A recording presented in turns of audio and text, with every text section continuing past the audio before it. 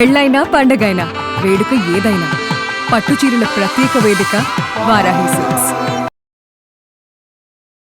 Suman TV ప్రేక్షకులకు నమస్కారం. ప్రస్తుతం మనతో పాటు ఉన్నారు ఆస్ట్రో యోగం నిర్వాహకులు బ్రహ్మశ్రీ నందిబట్ల శ్రీహరి శర్మ గురువు గారు. వారాహి నవరాత్రులు ప్రారంభం అవబోతున్నాయి. మరి ఒక్కో రోజు ఒక్కో రూపం ఉంటుంది కదా. సో మొదటి రోజు అమ్మవారిని ఏ రూపంలో మనమంతా కూడా ప్రే చేయాలి, అలాగే ఏం ధూప దీపాలు అలాగే నైవేద్యాలు అంతా కూడా మొదటి రోజు ఏ విధంగా చెయ్యాలి, ఈ వివరణ అంతా తెలియజేయడానికి గురుగారు సిద్ధంగా ఉన్నారు. మాట్లాడతారు. గురుగారు నమస్కారం. గురుగారు వాగర్థావివ సంపృక్తౌ వాగర్థ ప్రతిపత్తయే జగతః పితరౌ వందే పార్వతీ పరమేశ్వరౌ ఆదిత్యాయ చ సోమాయ మంగళాయ బుధాయ చ గురుశుక్రశనిభ్యశ్చ రాహవే కేతవే నమః. శృంగేరి జగద్గురు పీఠాధిపతులకి, కంచి పీఠాధిపతులకి నమస్కారములు తెలియజేసుకుంటూ కార్యక్రమాన్ని ప్రారంభిద్దాం. గురుగారు, మరి మొదటి రోజు వారాహి అమ్మవారిని ఏ రూపంలో ధ్యానం చేసి పూజ చెయ్యాలి అంటారు? మనము ఇంతకుముందు వీడియోలో వారాహి అమ్మవారికి సంబంధించినటువంటి ఇల్లు ఎలా శుభ్రపరచుకోవాలి, ఎప్పుడు చేసుకోవాలి అనేటువంటి విషయాల గురించి పూర్తి వివరణ తెలియజేసుకున్నాం సవివరంగా. తర్వాత గత 2 సంవత్సరాలుగా మనం ఈ వారాహి నవరాత్రులకి ఎవ్వరు కూడా ఇప్పటి వరకు చేయలేనటువంటిది, ప్రతిరోజు అమ్మవారి ఒక్కొక్క రూపము, ఏ ధ్యానము, రూపవర్ణన, అమ్మవారికి నైవేద్యము ఏం పెట్టాలి, పుష్పాలతో అర్చన, అలాగే పూజించిన దానివల్ల కలిగేటువంటి ఫలితము గురించి అనేక విషయ సేకరణ చేసి మన సుమన్ టీవీ ప్రేక్షకులకి అందజేయడం జరిగింది. ఈ సంవత్సరం కూడా అలాగే చేద్దామమ్మా. తప్పకుండా ఈ యొక్క మొదటి రోజు అమ్మవారిని ఉన్మత్త వారాహి రూపములో కొలవాలి. అంటే వారాహి చిత్రపటం పెట్టుకొని లేదా కలశం పెట్టుకొని లేదా అమ్మవారి విగ్రహాన్ని పెట్టుకొని పూజించేటువంటి వాళ్ళు, లేదు లలిత అమ్మవారి చిత్రపటాన్ని పెట్టుకొని లలిత రూపంగా కొలిచేటువంటి వాళ్ళు ఇంద్రాణి దేవిగా కొలవాలి. వారాహి రూపంలో కొలిచే వాళ్ళు ఉన్మత్త వారాహి రూపంలో కొలవాలి. ఈ అమ్మవారు ఏంటనంటే స్త్రీ వరాహ రూపం అట ఈ అమ్మవారు. పైగా ఈ అమ్మవారు ఈ అమ్మవారి చేతిలో దంతము, కమలం అంటే తామర పుష్పం ఉంటుంది. 8 భుజాలు ఉంటాయట ఈ అమ్మవారికి. అలాగే ఈ అమ్మవారు గేదె వాహనం. ఈ అమ్మవారికి దున్నపోతు పురుష సంబంధ జాతికి, గేదె స్త్రీ జాతికి సంబంధించింది. కాబట్టి గేదె వాహనం మీద అమ్మవారు ఉంటుంది.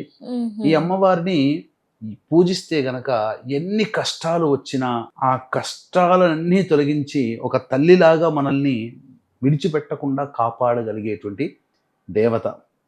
ఈ అమ్మవారి ఆరాధన వల్ల ఆటంకాల నుంచి, ఆపదల నుంచి మనం రక్షింపబడతాం. అలాగే జీవితంలో స్థిరత్వం వస్తుంది.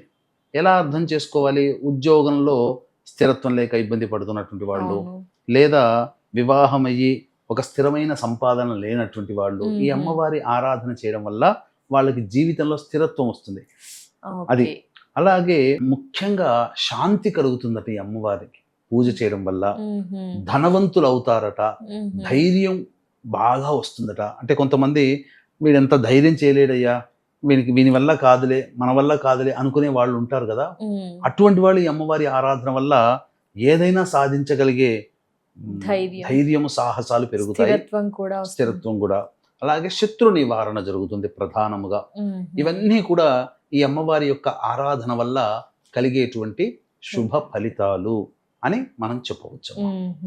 గురుగారు, మరి మొదటి రోజు అయితే ఈ అవతారం అని చెప్పారు. ఎలాంటి పూలతో పూజ చేయాలి అంటారు? పూలు అమ్మవారికి ఏవి ప్రీతి?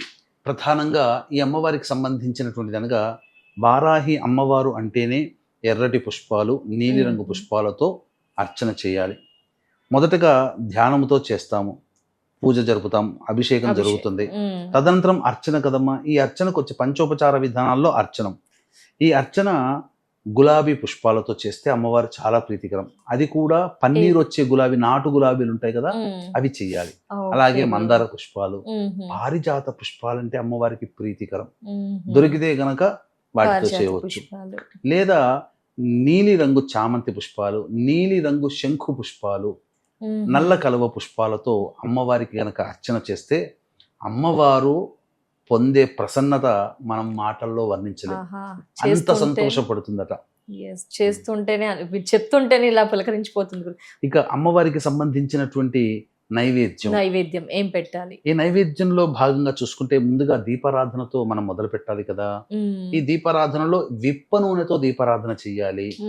లేదా కందగడ్డని దీపపు కొద్దిలాగా చేసి అందులో విప్ప నూనెతో దీపారాధన చేస్తే అమ్మవారికి మహా ఇష్టమట, ఇక అక్కడే స్థిరపడిపోతుందట.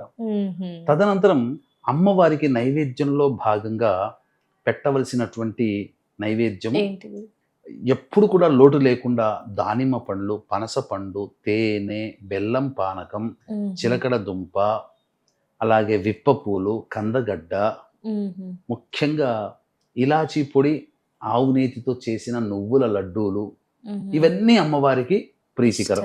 ఈ విధంగా చేయాలి. ఇక ఈ అమ్మవారికి ఈ రోజున ఇంట్లో స్వయంగా చేసినటువంటి పాలతో చేసినటువంటి పాయసాన్నం, పాలతో, తర్వాత పొంగలి, ఇవి అమ్మవారికి నైవేద్యంగా పెట్టాలి. తదనంతరం ధూపము అనేటువంటిది వేయాలి. అలాగే ధూప ప్రియురాలు, అలాగే ముఖ్యంగా తాంబూలంలో ఈ అమ్మవారికి తాంబూల సేవన చాలా ఇష్టం. ఈ తాంబూలంలో జాజికాయ, జాపత్రి, ఇలాచి, లవంగాలు, కుంకుమ పువ్వు, పచ్చకర్పూరము, కాచు, సున్నము, ఇవి వేసి 2 తాంబూలాలు పెట్టాలి. ఒకటి అమ్మవారికి అక్కడ పూజ చేసే దగ్గర పెట్టి తాంబూలం ఉన్నప్పుడు, ఒకటి అమ్మవారికి సమర్పణ అయిపోతుంది. అమ్మవారి దగ్గర పెట్టినటువంటిది పూజ చేసేవాళ్ళు భుజించాలి. ఇలా చేసినట్లయితే అమ్మవారికి పూజ చాలా విశేషము. ఇక పూజ అర్చనలో భాగంగా అర్చన కంటే ముందు వారాహి సహస్రనామం దొరికితే చేసుకోవచ్చు, లేదా లలితా సహస్రనామ పారాయణమైనా చెయ్యాలి. ఇక చాలా మంది వీక్షించేటువంటి మన సుమన్ టీవీ ప్రేక్షకుల్లో ఈరోజు చాలా మంది ఈ వారాహి అమ్మవారి నవరాత్రులు పవన్ కళ్యాణ్ పుణ్యమా అని చాలా వెలుగులోకి వచ్చేసేసి చాలా మంది చేసుకున్నారు, ఎక్కువగా చేస్తున్నారు. ఒకప్పుడు గుప్త నవరాత్రులు కాబట్టి రహస్యంగా చేసుకునే వాళ్ళు ఇప్పుడు చాలా మంది చేసుకుంటున్నారు. తప్పేమీ లేదు. పంచోపచార విధానంగా సాత్వికమైనటువంటి ఆలోచనతో చేయవచ్చు, ఉగ్రరూపంగా తాంత్రికంగా చేయకూడదు. ఇక ఈ అమ్మవారికి ఎంతో మంది పూజ చేస్తారు. కొంతమంది పూజ చేసుకోవాలనుకునేటువంటి వాళ్ళు ఉంటారు, శక్తి లేక చేసుకోలేరు, సమయం లేక. కొంతమంది పూజ చేసి మధ్యలో ఆపేస్తారు, కొన్ని కారణాల వల్ల ఆగుతాయి. ఇటువంటి వాళ్ళు రోజు పూజ చేసుకునే వాళ్ళు కూడా శక్తి ఉన్న వాళ్ళు మంచిగా హోమం చేసుకుంటారు. కానీ ఈ హోమం చేయాలంటే పంచగట్టుకున్న ప్రతి బ్రాహ్మడికి యోగ్యత ఉండదు. ఇది ఉగ్రదేవత ఉపాసన ఉన్నవాళ్ళు మాత్రమే చేయగలుగుతారు. కాబట్టి ఇటువంటి వాళ్ళందరికీ ఉపయోగార్థమై మన పీఠమాధ్వర్యంలో జూలై 25వ తారీఖు రోజున ముక్కోటి ఏకాదశి సందర్భంగా ఈ యొక్క వీక్షించేటువంటి ప్రేక్షకుల జాతకరీత్యా విద్య, వివాహ, ఉద్యోగ, దాంపత్య, అనారోగ్య సమస్యల నివారణకి, అలాగే మేష, మిథున, కర్కాటక, సింహ, కన్య, వృశ్చిక, ధనుస్సు, కుంభ, మీన రాశులు జన్మించిన వారికి శనిదోష నివారణకై, అలాగే శత్రు సమస్యలు, భూ సమస్యలు, కోర్టు సమస్యలు, ప్రయోగ బాధలు, అలాగే అనేక రకాలైనటువంటి వ్యాపార సమస్యలు, రుణ బాధలు, రాణి బాకీల కోసం దశమహావిద్యలలో భాగంగా ప్రత్యంగిర, బగళాముఖి, రాజశ్యామల, ధూమావతి సహిత వారాహి హోమములు అనేటువంటివి జరిపించడం జరుగుతుంది. జూలై 25 జరిపించడం జరుగుతుంది. కేవలం 108 మందికి మాత్రమే అవకాశము. ఈ కార్యక్రమంలో నమోదు చేసుకున్న వాళ్ళకి వారాహి మాల పూజ చేసి ఇవ్వడం జరుగుతుంది ఆ రోజు. ఒకవేళ ఈ 15వ తారీఖు నుంచి 23వ తారీఖు మధ్యలో ఎప్పుడు నమోదు చేసుకున్నా ఆ నమోదు చేసుకున్న రోజు దారభ్యత వాళ్ళ గోత్రనామాదులతో మన పీఠమాధ్వర్యంలో పూజలు జరుగుతాయి. చక్కగా జరుగుతుంది. ఈ అవకాశాన్ని అందరూ సద్వినియోగపరచుకోవచ్చు. 25వ తారీఖు రాత్రి 9 గంటలకు ప్రారంభమవుతుంది కాబట్టి 8 గంటల లోపల గోత్రనామాదులు నమోదు చేసుకోవచ్చు. గురుగారు, మరి అమ్మవారు ధూప ప్రియురాలు, అసలు ఎలాంటి పదార్థాలు వాడుతూ అమ్మవారికి ధూపం మొదటి రోజు వేయాలి అంటారు? ఏ అమ్మవారికి లేనటువంటి ప్రత్యేకత ఈ వారాహి అమ్మవారికి ఉంది. ఈ వారాహి అమ్మవారు ధూప ప్రియురాలు కాబట్టి ఉదయము, సాయంకాలము ఇంట్లో నెగటివ్ ఎనర్జీ మొత్తం పోవడానికి ఈ ధూపం అనేటువంటిది వేయాలి. ఈ ధూపంలో వాడబడేటువంటి ద్రవ్యాలు అన్నీ దొరికితే మంచిది, దొరకకపోయినా దొరికిన వస్తువులతోనైనా కానీ వేయవచ్చు తప్ప ఇవి దొరకలేదని బాధపడుతూ వేయకూడదు. గుగ్గిలం, తెలుపుదైనా నలుపుదైనా, అలాగే ఇలాచీ పొడి, యాలకుల పొడి, అలాగే పసుపు పొడి, తెల్ల గురివింద గింజల పొడి, తెల్ల ఈశ్వరి వేరు పొడి, తెల్ల జిల్లేడు పుష్పాల పొడి, మిరియాల పొడి, శొంఠి పొడి, మిరప పొడి, ఇవన్నీ వేసి ధూపం వేయాలమ్మా.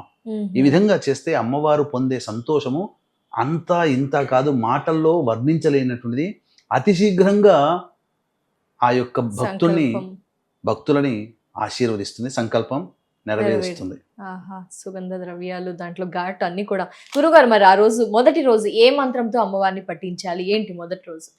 ఇక్కడ ఆ అమ్మవారికి సంబంధించి అమ్మవారి యొక్క అనుగ్రహం సంపూర్ణంగా కలగాలి అనుకున్నటువంటి వాళ్ళు 2 పనులు చేయాలి. ఏంటి గురుగారు? ఒకటి, ఆ ఉదయం సాయంకాలం పూట మంత్రము పఠించాలి. ఓకే గురుగారు. రెండవది, ఆఖరి రోజునైనా కానీ లేదైనా ఎక్కడైనా కానీ ఈ యొక్క హోమం అనేటువంటిది జరిపించుకుంటే సంపూర్ణత. కాబట్టి ఈ యొక్క సంబంధించినటువంటి ఉదయం సాయంకాలం వీలుంటే 1008 సార్లు లేదా కనీసం 108 సార్లు అయినా కానీ ఓకే గురుగారు. ఇప్పుడు చెప్పబోయేటువంటి మంత్రం ఓం మహిషధ్వజాయై విద్మహే దండహస్తాయై చ ధీమహి తన్నో వారాహి ప్రచోదయాత్. ఈ మంత్రం పఠించాలి ఉదయం సాయంకాలం 1008 సార్లు రోజు, ఒక పూట ప్రతి పూట, లేదా 108 సార్లు. ఇక ఆఖరణ హోమం చేసుకోలేం కాబట్టి చేసుకునే అవకాశం ఉన్న వాళ్ళు ఇంట్లో చేసుకోవచ్చు. లేకపోతే మన పీఠం ఆధ్వర్యంలో జూలై 25వ తారీఖు రోజున రాత్రి 9 గంటలకు వారాహి, బగళాముఖి, ప్రత్యంగిర, ధూమావతి, అలాగే రాజశ్యామల హోమాదులు జరిపించి పూజ చేసినటువంటి వారాహి మాల ఇవ్వడం జరుగుతుంది. ఇది గుర్తుపెట్టుకోవాలమ్మా.